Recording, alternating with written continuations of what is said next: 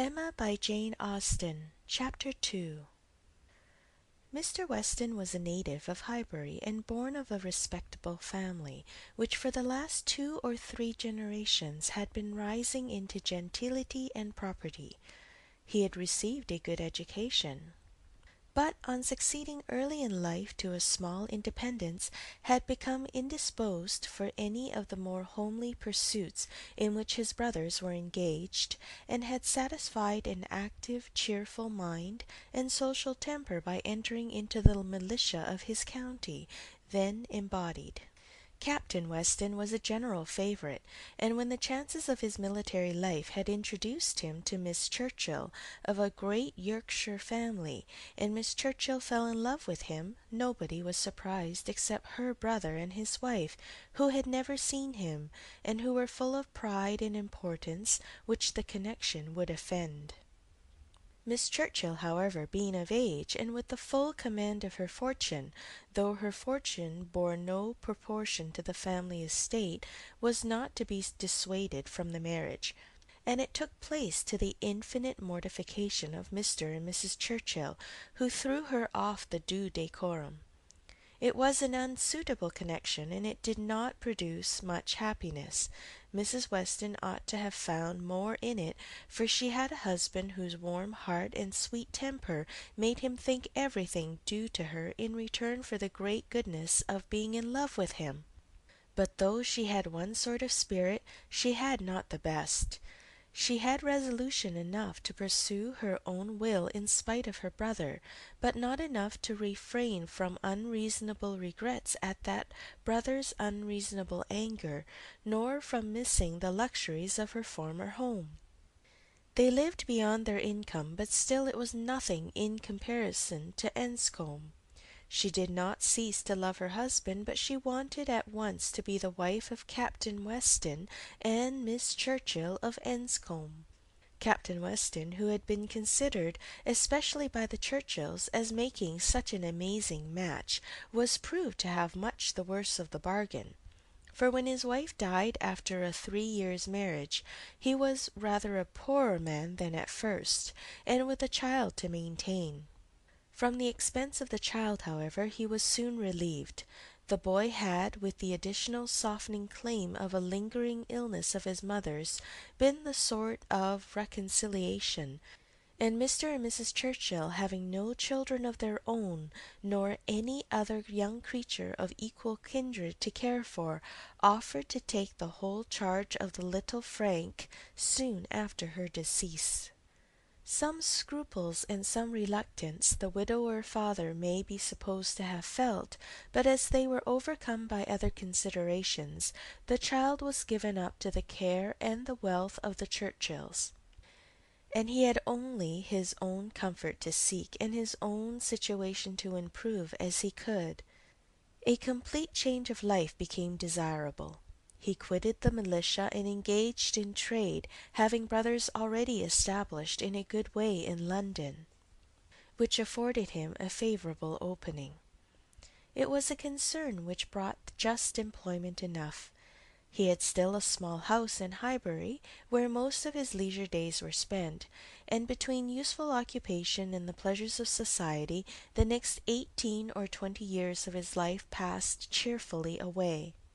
He had by that time realized in easy competence enough to secure the purchase of a little estate adjoining Highbury, which he had always longed for, enough to marry a woman as portionless even as Miss Taylor, and to live according to the wishes of his own friendly and social disposition. It was now some time since Miss Taylor had begun to influence his schemes, but as it was not the tyrannic influence of youth on youth, it had not shaken his determination of never settling till he could purchase Randalls, and the sale of Randalls was long looked forward to. But he had gone steadily on, and these objects in view, till they were accomplished. He had made his fortune, bought his house, and obtained his wife, and was beginning a new period of existence with every probability of greater happiness than in any yet passed through. He had never been an unhappy man. His own temper had secured him from that, even in his first marriage, but his second must show him how delightful a well-judging and truly amiable woman could be, and must give him the pleasantest proof of its being a great deal better to choose than to be chosen, to excite gratitude than to feel it. He had only himself to please in his choice. His fortune was his own, for as to Frank, it was more than being tacitly brought up as his uncle's heir. It had become so avowed an adoption as to have him assume the name of Churchill on coming of age. It was most unlikely, therefore, that he should ever want his father's assistance. His father had no apprehension of it.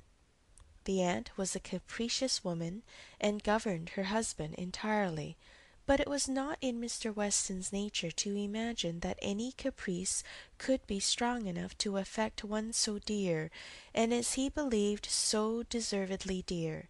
He saw his son every year in London, and was proud of him, and his fond report of him as a very fine young man had made Highbury feel a sort of pride in him too. He was looked on as sufficiently belonging to the place to make his merits and prospects of a kind of common concern. Mr. Frank Churchill was one of the boasts of Highbury, and a lively curiosity to see him prevailed, though the compliment was so little returned that he had never been out there in his life. His coming to visit his father had been talked of, but never achieved. Now, upon his father's marriage, it was very generally proposed as a most proper attention that this visit should take place. There was not a dissentient voice on the subject, either when Mrs. Perry drank tea with Mrs. and Miss Bates, or when Mrs. and Miss Bates returned the visit. Now was the time for Mr. Frank Churchill to come among them, and the hope strengthened when it was understood that he had written to his new mother on the occasion. For a few days every morning visit in Highbury included some mention of the handsome letter Mrs. Weston had received. "I suppose you have heard of the handsome letter Mr. Frank Churchill has written to Mrs. Weston. I understand it a very handsome letter indeed. Mr. Woodhouse told me of it. Mr. Woodhouse saw the letter, and he says he never saw such a handsome letter in his life." It was indeed a highly prized letter. Mrs. Weston had of course formed a very favourable idea of the young man, and such a pleasing attention was an irresistible proof of his great good sense, and a most welcome to every source and every expression of congratulation which her marriage had already secured. She felt herself a most fortunate woman, and she had lived long enough to know how fortunate she might well be thought, where the only regret was for a partial separation from friends whose friendship for her had never cooled, and who could ill bear to part with her. She knew that at times she must be missed, and could not think without pain of Emma's losing a single pleasure, or suffering an hour's ennui from the want of her companionableness. But dear Emma was of no feeble character. She was no more equal to her situation than most girls would have been, and had sense and energy and spirits that might be hoped would bear her well and happily through its little difficulties and privations. And then there was such comfort in the very easy distance of Randalls from Hartfield, so convenient for even solitary female walking, and in Mr. Weston's disposition and circumstances, which would make the approaching season no hindrance to their spending half the evenings in the week together. Her situation was altogether the subject of hours of gratitude to Mrs. Weston, and of moments only of regret, and her satisfaction, her more than satisfaction, her cheerful enjoyment, was so just and so apparent that Emma, well as she knew her father, was sometimes taken by surprise at his being able to pity poor Miss Taylor, when they left her at Randalls in the centre of every domestic comfort, or saw her go away in the evening attended by her pleasant husband to a carriage of her own. But never did she go without Mr. Woodhouse's giving a gentle sigh, and saying, Ah, poor Miss Taylor! She would be very glad to stay. There was no recovering Miss Taylor, nor much likelihood of ceasing to pity her, but a few weeks brought some alleviation to Mr. Woodhouse. The compliments of his neighbours were over. He was no longer teased by being wished joy of so sorrowful an event, and the wedding cake, which had been a great distress to him, was all eat up. His own stomach could bear nothing rich, and he could never believe other people to be different from himself. What was unwholesome to him he regarded as unfit for anybody, and he had therefore earnestly tried to dissuade them from having any wedding cake at all, and when that proved vain, as earnestly tried to prevent anybody's eating it. He had been at the pains of consulting Mr. Perry, the apothecary, on the subject.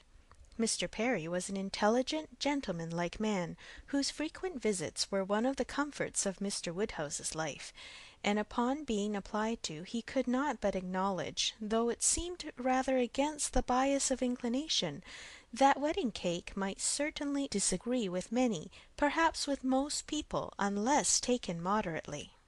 With such an opinion, in confirmation of his own, Mr. Woodhouse hoped to influence every visitor of the newly married pair, but still the cake was eaten, and there was no rest for his benevolent nerves till it was all gone. There was a strange rumour in Highbury of all the little Perrys being seen with a slice of Mrs. Weston's wedding cake in their hands, but Mr. Woodhouse would never believe it. Chapter 2